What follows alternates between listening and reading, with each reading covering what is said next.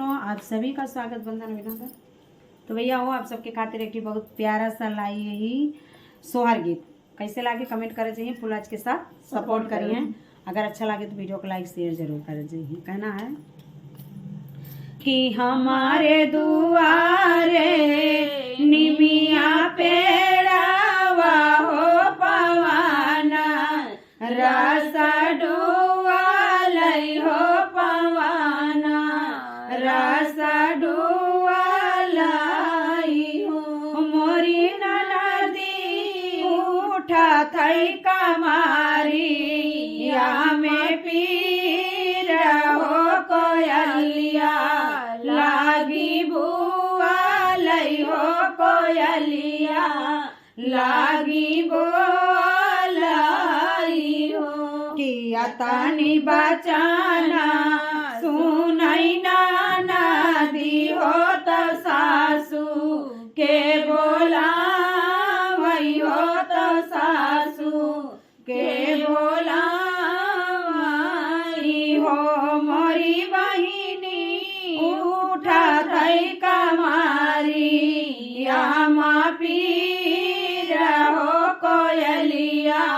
लागी बुआ लई हो कोयलिया लागी बुआ लई हो या कई पीरा जब उठा ले हो दूसरा पीरा उठा ले हो दूसरा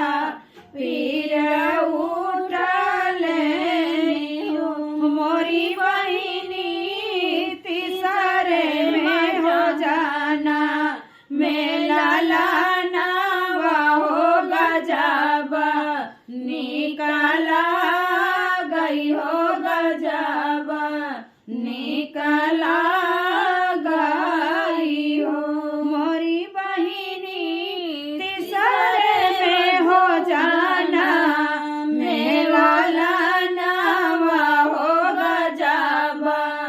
निकला गई हो गजब निकला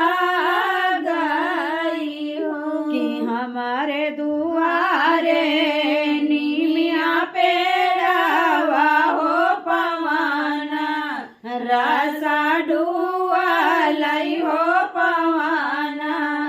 रसा डुआलई हो मोरी नदी उठा थई कमारी यामा पीर हो कोयलिया लागी बुआ लई हो कोयलिया लागी बुआ